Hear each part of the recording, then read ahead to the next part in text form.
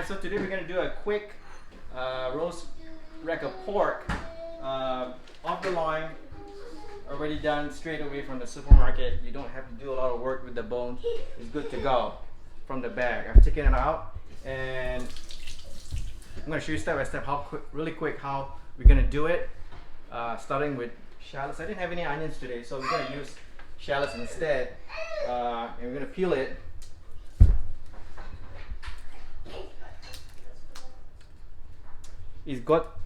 It's made of what you get in your pantry that's in the onion family. I had some old shallots, so you're gonna use that, trim it as well as you can.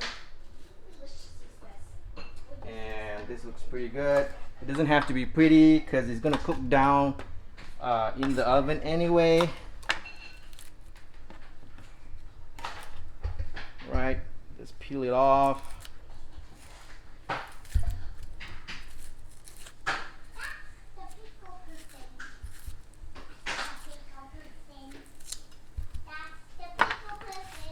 Deal with that later.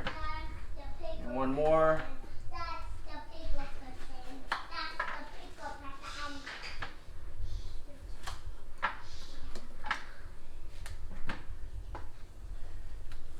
Small knife does help with quick work. I suppose a bigger one that would use for slicing. So now that we have all that done, I'm just going to quickly slice them, not chop, because we somewhat want them to hold their shape throughout the roasting. Soften, but hold their shape somewhat.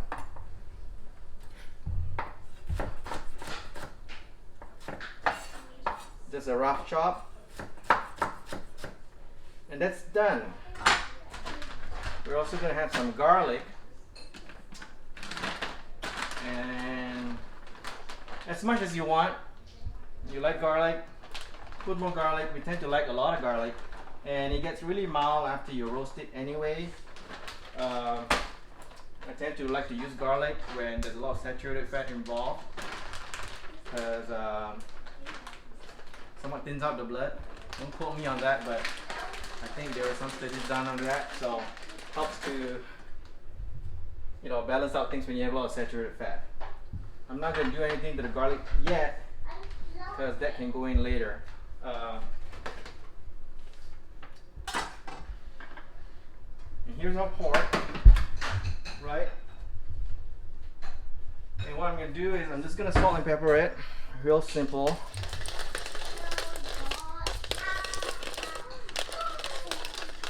And the key, of course, to quick cooking is when you get home, the first thing you do is turn on the oven,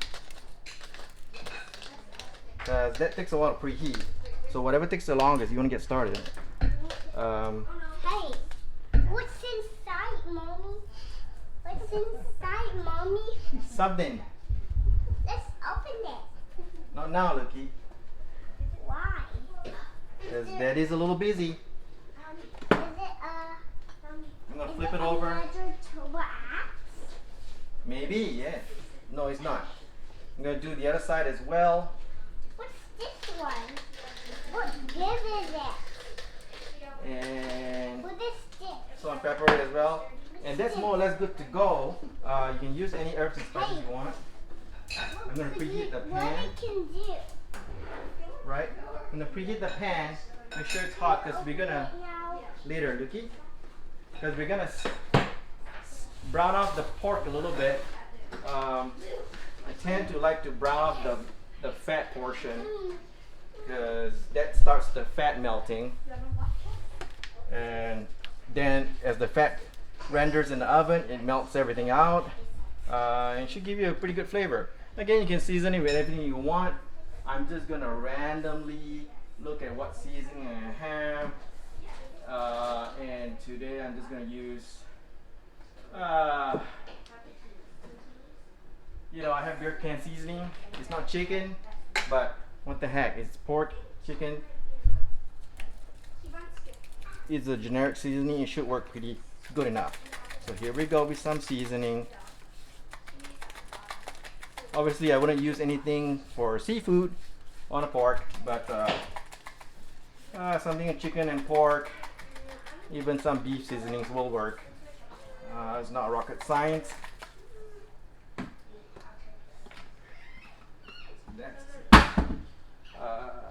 Pan's pretty hot now, so I'm gonna start putting it in. I don't want it actually too hot because the spices will burn.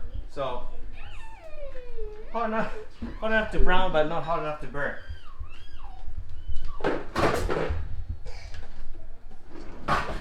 Spread out the oil a little bit with a pastry brush. Simple trick. Right, it's a little smoking, so I'm going to turn it down on the vent. And really in goes the pork. Okay. Simple as that.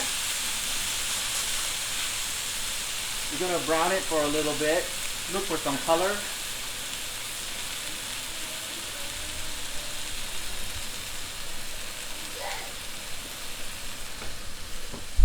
Now that I hear the sizzling going down a little bit. Imagine you can turn up the heat.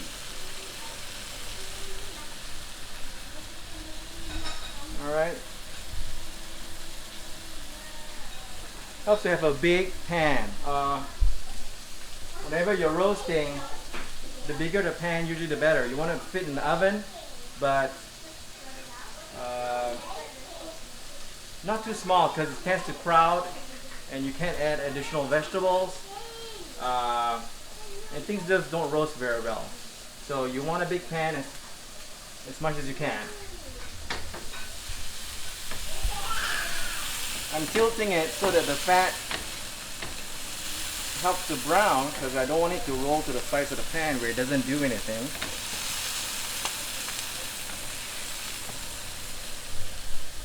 And once in a while I'll check it to see how it's doing. We're somewhat brown, but it could go a little bit more, so I'm going to put it back on.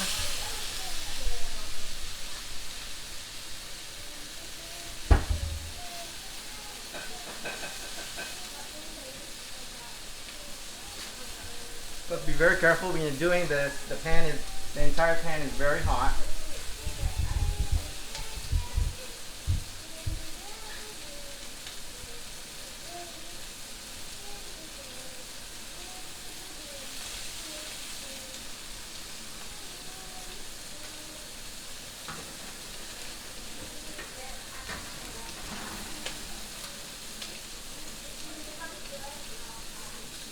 Let me see. Yeah, that looks pretty good. We're gonna make sure we get the top portion as well, because there's some fat there to be brown.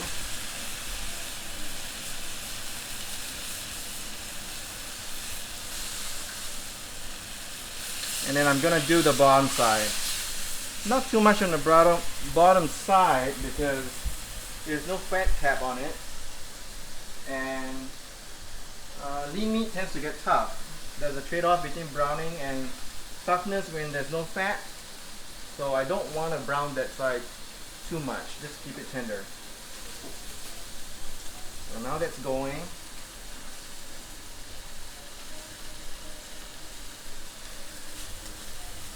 Let's see how that goes. Be careful, of course. It can get a little hot. The bones are easy to grab on, so that's what I use. Alright, smoking, so I'm going to turn it down. That looks pretty good.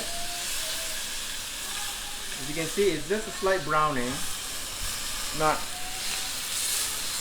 too much, but it's more or less, has some color. We're going to take it off, okay? I'm going to take it off because we're going to put in the vegetables. Turn it down for a little bit. I'm going to wash my hands.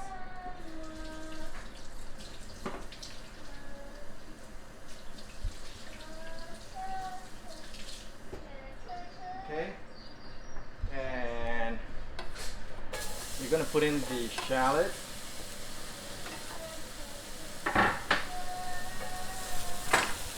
It's only been about, I think, 10 minutes of cooking time, so we're doing good. to be one of those that will stretch the 1 hour limit, but it's a treat meal, or you know, we'll try to make it an hour. We'll see how it goes. Okay, the vegetables will deglaze the brown bits a little bit. It's looking a little bit dry, so I'm gonna put a little bit more olive oil.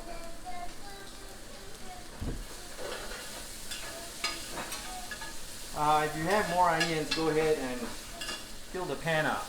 This is all I had, so this is what I'm gonna use. Again, you know, always be flexible with what you have. Now that it has a little bit of color, I'm going to add a little salt to draw out the moisture. So it actually starts to sweat instead of saute. That means it slows down the browning.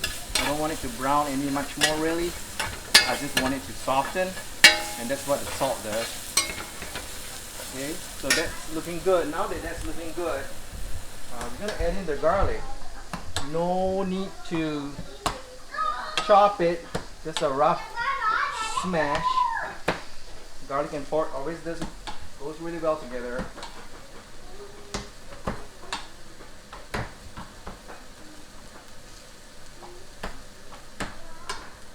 Alright.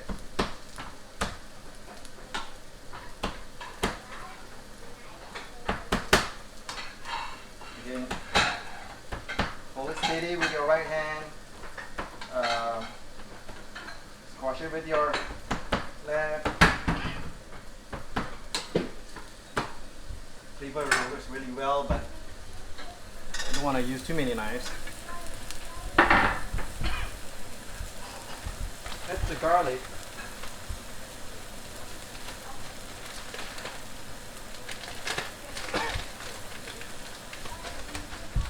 I am going to put in some star anise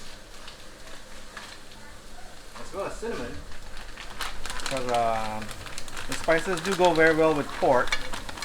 So, you know, a couple, whatever you like. If you're not used to it, to these flavors, add a little less, because they are quite aromatic. And also cinnamon. 1, 2 sticks. I think that's good, right? Even 3 if you want. So I'm going to cook that down just quickly. And the little bit of fat there, you're basically toasting the spices. I'm going to turn it up a little bit. Okay. You don't really have to cook the garlic because it's going to roast in the oven. Alright, now I smell the cinnamon, I smell the star anise. So a lot of times you're cooking by smell, and I think once you have a nice smell of that, you know, you're good for the next step. And what I'm going to do is I'm going to get some wine of some sort, and I'm going to see what I have.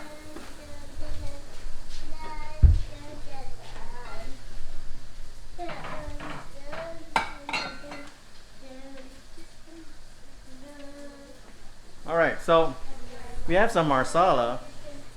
I thought I ran out, but we still do have some marsala. So we're gonna use some marsala dry. Don't use a sweet one because it'll be overly sweet. You can also adjust the sweetness later. And I'm choosing that because of the warm spice flavors. So that complements the flavors that are in the spices here. You know, you could use something Asian as well, like a cognac or whiskey, something that's woody, to match the woodiness of the you know, the spices there. So I'm just gonna add a little here. I'm gonna cook it down. Again, that'll deglaze. You can turn to high now to help it deglaze.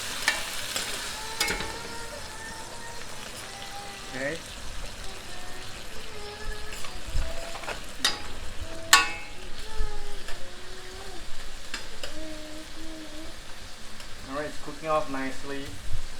You can flame it if you want. I'm not gonna do that today.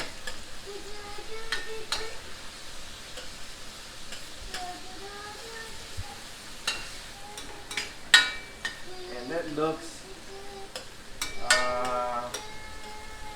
more or less good to go. Meaning I'm gonna put the pork back in. Okay. And I'm gonna put the pork actually on top of the vegetables because I don't want the meat to touch the hot pan as it roasts. And I'm thinking to shape it this way.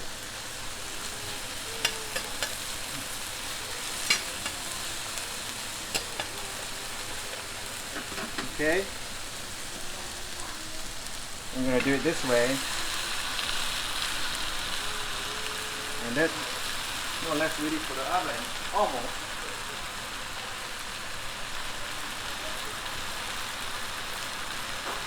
What you can use now is, of course you need more liquid, because this is sort of the roast slash braise. I'm gonna add some water.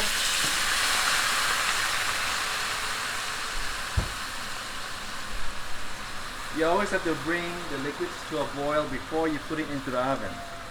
Because if it doesn't boil, you'll never boil in the oven.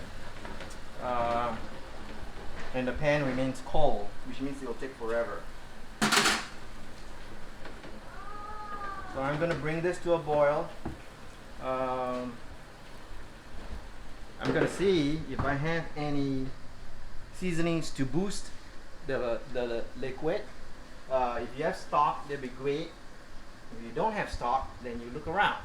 And so I'm going to see what I have that can work to boost that flavor. I have a ton of stuff, but flavors may not be suitable. I do have a little bit of some tomato soup.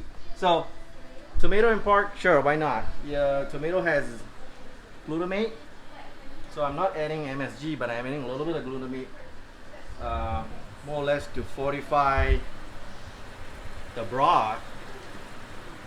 Not too much because it has cream in it, and that will break down while roasting. I don't want to do that too much. I have some ginger beer. Ginger and pork works really well, so I'm gonna put in some ginger beer. Adds a little sweetness, adds the ginger flavor. Should work really well, and it's leftover. So, good way to use up whatever you have in your fridge. Is there the Spider-Man helicopter inside here?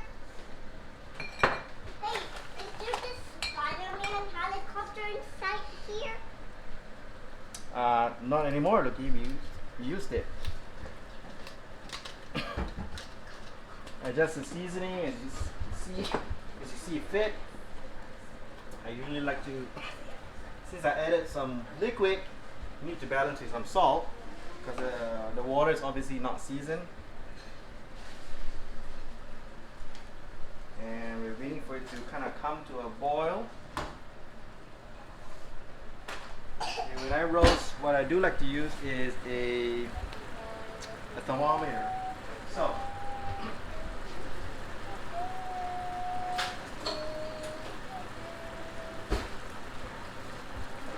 you can get one of these now.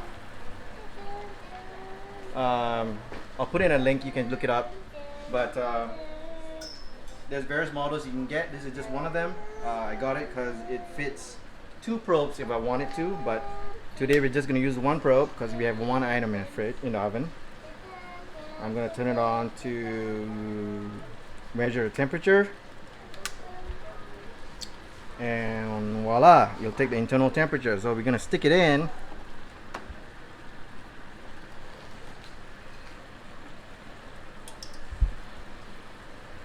Right in the center, and I want it to go to the center because that will probably a proper temperature or the correct temperature. If you don't get it in the middle, then it'll be hotter than what it really is in the center. Okay.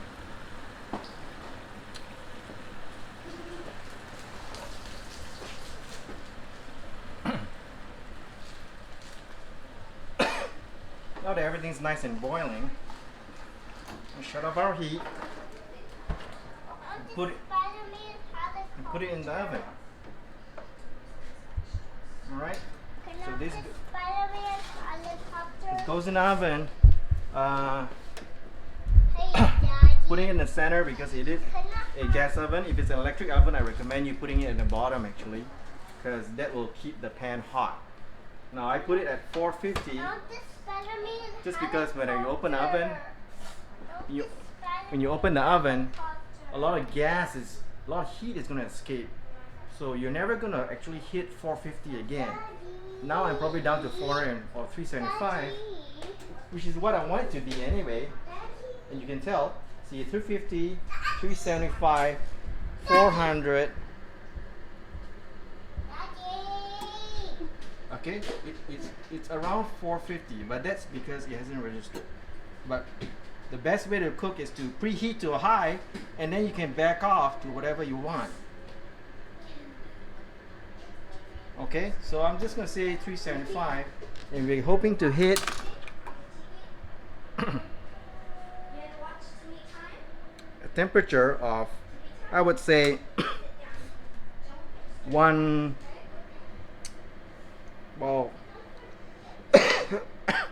it's a big piece of meat, so let's say 135 for pork.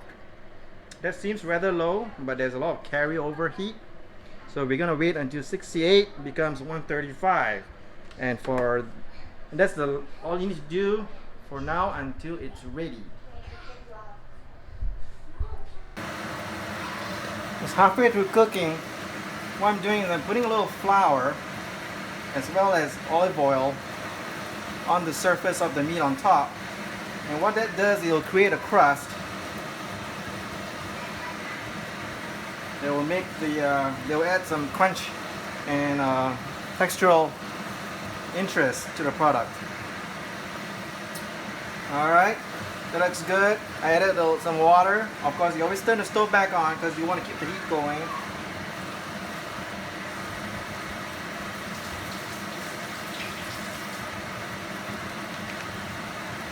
And that goes back in the oven.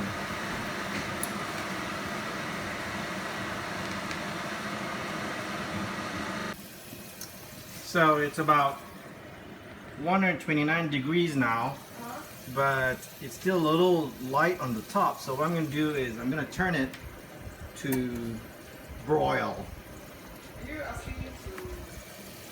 And we're just going to stick it back in the oven, and it's going to broil for a little bit before I turn it back onto the oven setting, just to brown the top. Hi! Well, as you can see, the timer has gone off. So we are at 135, which was my target temperature. So what I'm going to do is I'm going to basically increase this so that it stops beeping.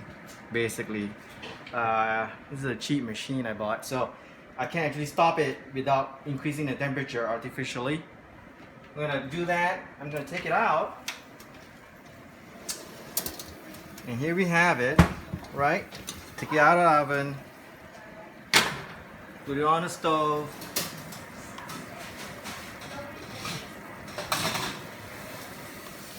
Got some potatoes that I put in just now. That'll be another show. Just put it up to the top. Increase the temp for the potatoes. And basically now we're just gonna let it rest. I'm hoping that the temperature goes from 135 to probably 145, even 150 is still okay, but around 145 should be really good and nice for juicy pork. Okay, we'll return that. Hi, so it's rested now for a while. We're having people over, so I'm gonna cut this soon. The final temp that it came up to be was 144, so I guess 145, pretty close. We're good with 144. There's no trichinosis in pork anymore, really, so we're good. What I'm gonna do now is we're gonna take this and take it out, and so I'm gonna transfer it over to the cutting board. All right, and there we have it. And the cutting board, I'm gonna put it over here. And we're gonna go back to the sauce. And what we're gonna do is we're gonna turn the heat back on, right? And we're gonna cook out the sauce a little bit. There's a little bit of flour. You wanna cook that out for sure. But you wanna bring that back to a boil. Add a little bit of water just to kind of ease everything up.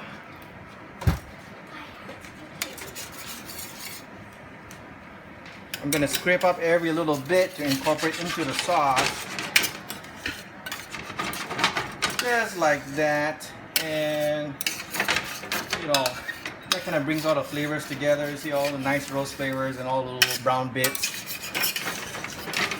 And usually I will garnish with a little bit of greens of some sort.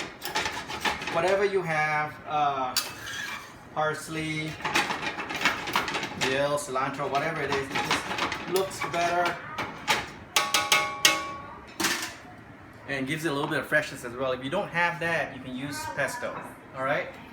And while that's going, usually what I'll do is I'll slice my pork, or the protein. So out comes the thermometer probe, and you'll just slice this according to the bone, which makes it easy. So the bone's right there. I'm just gonna carve one slice here. And that's nice with a little bit of pink, and that's fine for pork. It's nice and juicy, right? So we're good with that. My hands are clean, so I'm gonna use my hands with no gloves. But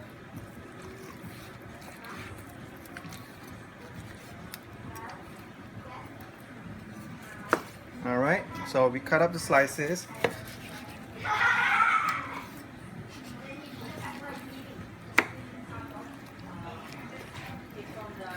Okay, there's well, I'm gonna taste the sauce for seasoning. It's a little bit thick, so I'm gonna turn up the heat, add a little bit of water, and along that, a little bit of salt, just to season it, right? We'll let that go. Go back to the pork. I'm gonna chop it up.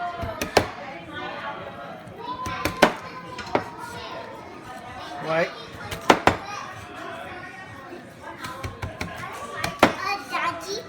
Hi. What is it? Right, so, and the way I like to finish it is to put it back on. Put it back on. And then we'll garnish it with some greens.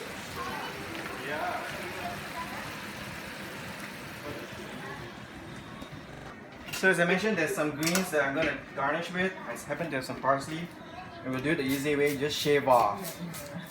Okay? I'm not going to pick each one. We're just going to shave it off because that's the easy way. Remove the heavy branches. Right? So now we have the, mostly just the leaves. Just going to crumple it up.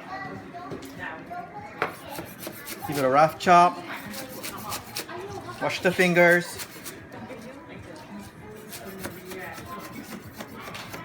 Right, so now we have some parsley. We're gonna garnish it. Right? The pan and the sauce will stay warm.